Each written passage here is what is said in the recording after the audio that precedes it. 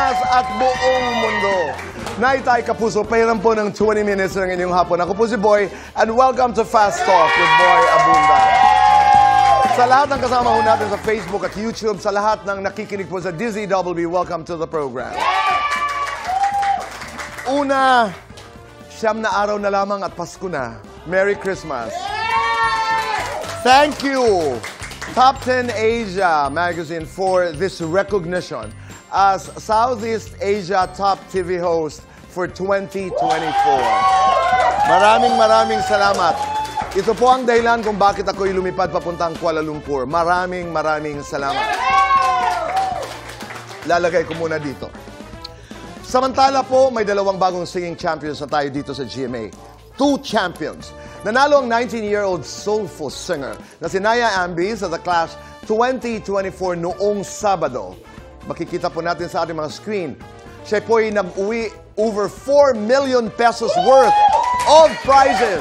Kabilang na ang 1 million pesos cash, house and lot, and a GMA Sparkle contract. Yeah! Tinanghal din na grand winner ng The Voice Kids Philippines sa gabi ang pambato ni Pablo, ang 11-year-old student na si Nevin Garciniedo. Tatanggap naman siya ng 1 million pesos house and lot and a recording contract mula naman ito sa Universal, kung hindi ako nagkakamali. Tama? At ngayong hapon, makakasama ho natin ang ating mga bagong champions. Please welcome Naya, Nevin, at kasama ho nila ang grand champion ng mga puso, Jessica Villarubin.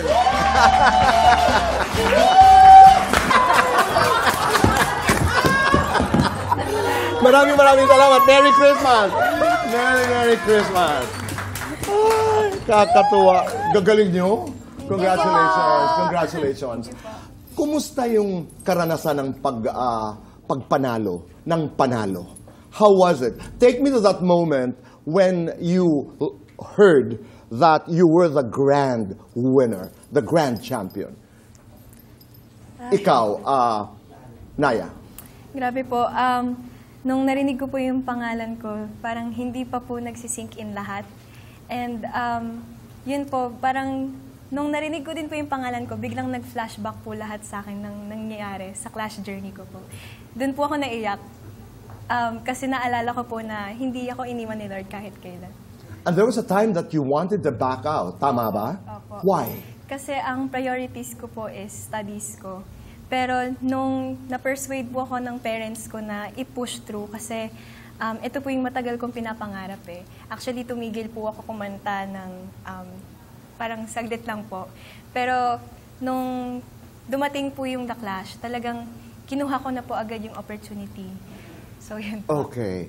Ang kwento, ano yung karanasan noong nalaman mo ikaw yung you were the voice. You are the voice. Naramdaman ko po nung sabi yung name ko po as Grand Champion ng The Voice Kids 2024. Mixed emotions po kasi hindi ko na po makikita yung mga friends ko. Oh. Pero masaya din po ako kasi proud po ako sa sarili ko na nakaabot po ako ng ganitong kalaya po. Bakit, I wanted to know, Jessica, bakit ang pangalan niyo ay Nevin Naya? Does that make sense? I always wanted, habang ginaganap yung contest, bakit Nevin? Bakit Naya? Siguro po nagkataon. Nagkataon lang? No. Ibig sabihin, is that a combination? Is that, where did the name come from? Kay mama po. Mama's name? I mean, is that a combination of mom and dad? Hindi po. Paano ko ba ito ma-explain? You don't know the story yet? Hindi ko po alam. Pero napaka-interesting. Kasi di ba, hindi naman common. Ang Naya, no? Tsaka Ang Naya. Actually, ang Naya po came from my full name, Chena Naya po. Yes. Okay, there. Ang Nevin, tatanungin natin si Mama. Sige po. Okay. Kasi hindi ko din po alam eh. We will find out. Noong panahon mo, how was that? When you were announced as the grand champion? Sa totoo lang, Tito Boy, di ako makapaniwala talaga. Kasi nung time ko, pandemic. So yung parents ko wala sa studio. Kami-kami lang sa production. So, nung in-announce, parang wala akong mahag. Hindi ko mahag yung, umiyak lang ako. Tsaka ang tagal din nag-sink in sa akin, mga ilang days pa. We have this photo. Do we have a photo of Nevin? Can we show that photo of Nevin? Ay, Ang ganda. Ang ganda. Oo. Ano ito? Ano ang sinasabi mo dito? Ay, si Papa! Talaga naman. Oh. No, but we have a photo of Nevin. Oo. Sino ang mas malaking influence sa'yo sa pagkanta? Papa, mama? Mama po. Mama. Sino marunong kumanta? Mas magaling po si Mama. Okay. There. Ano ang kwento niyan, Nevin? Ano ang kwento ng litratong yan? Para po ata nasa church po ako niyan. Okay. Tapos parang pinaglalaruan ko ata lang po yung mic niyan eh. Pero parang sa utak ko po, gustong-gusto ko na pong kumanta dyan. Okay. At ano ngayon ang pakiramdam na ikay The Voice, a grand winner, at pag nakikita mo ito na batang-bata ka, well, ngayon ay binata ka na, from the very beginning you always wanted to sing. Opo. Ito talaga yung gusto mo. Opo, ito po talaga yung gusto ko. Anong gagawin niyo sa mga premyo? Ay, siguro, sa akin po, nasabi ko na po ito sa The Clash, i-donate ko po ito sa Batang Sidewalk, yung ministry po na meron kami sa church. Sila po yung nagtuturo sa mga street children. Nagtuturo po sila ng mga Bible stories. I-donate mo ang part, yes. oo, ng cash prize. Yes. At syempre, meron kang kontrata at meron kang house and lot. Ikaw, Nevin, ano ang iyong... Ako po, isa-save ko na lang po yung pera ko po for my future po. Alam ko, ilang araw pa lamang at kayo mga champions. Dumami na ba ang inyong mga kamag-anak? Ay, opo, Tito Boy.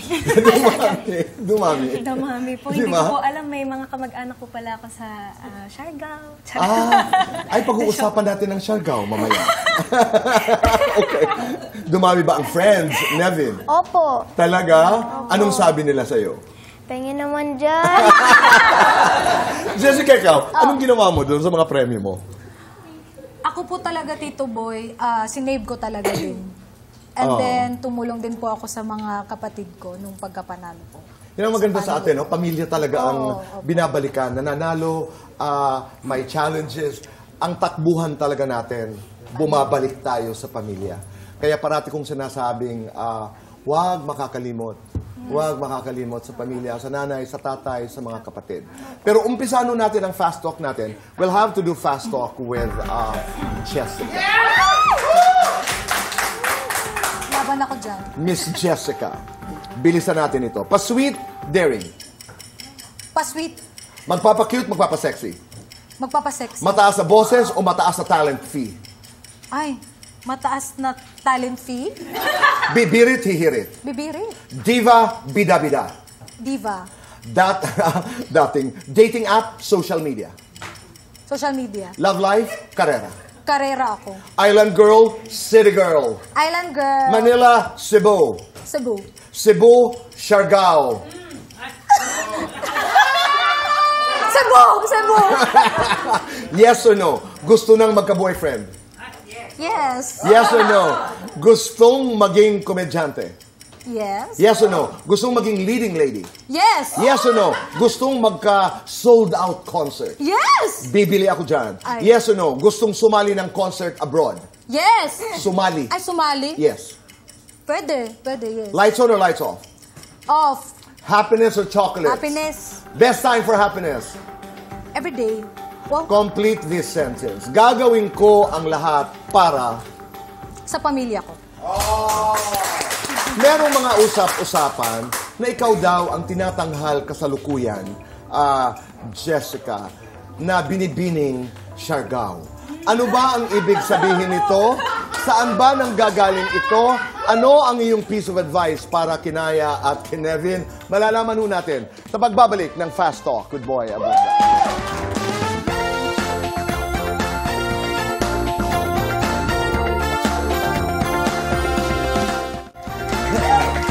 Back on the show.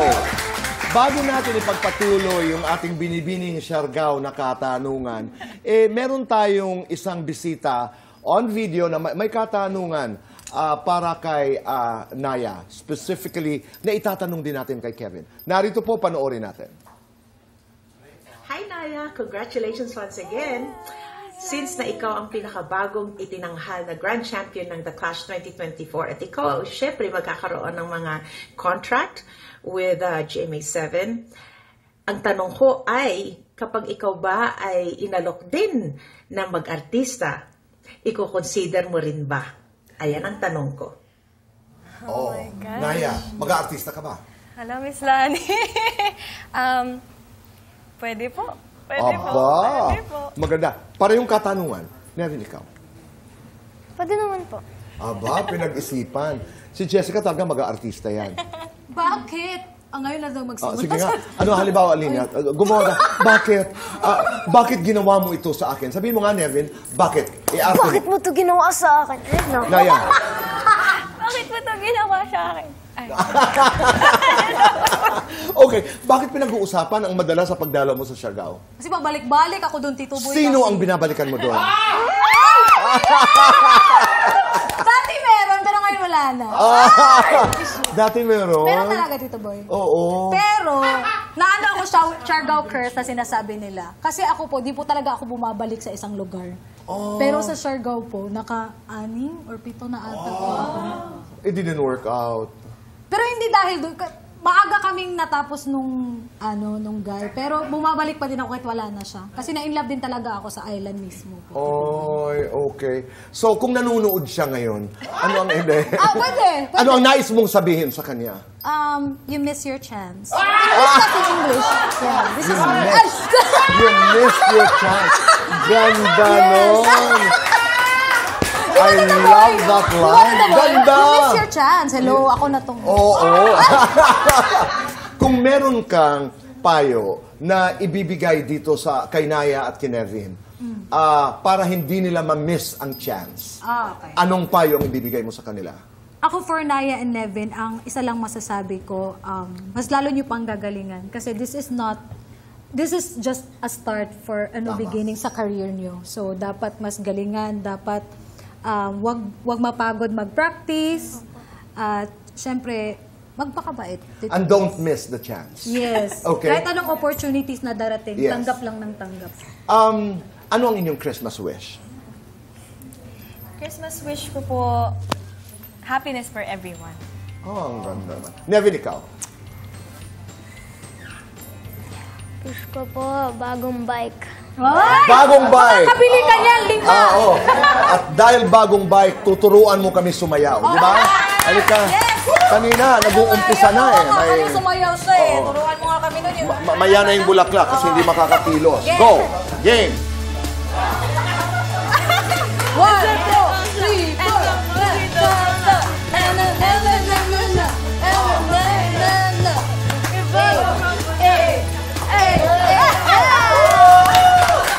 Ang galing! Para sa iyo, sino ang pinakamahusay kumanta? Dito sa GMA, sa mga singers. Coach Pablo. Coach Pablo. Ano ang hindi mo malilimutang leksyon mula kay Coach Pablo? Just feel the song and don't think of it as a competition po.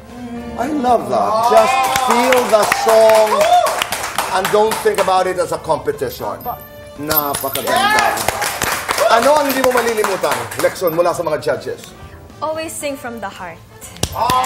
Puso, maraming salamat. Jessica, Nevin, Naya, mabuhay kayo. Thank you very much. Maraming salamat. Flowers for you. Naitay, Kapuso, maraming salamat po sa inyong pagpapatuloy sa amin araw-araw. Sa inyong mga puso at tahanan. Be kind. Make your nanay and tatay proud and say thank you. Gumawa ho tayo ng isang mabuting bagay every day and make this world a better place. Goodbye for now. God bless.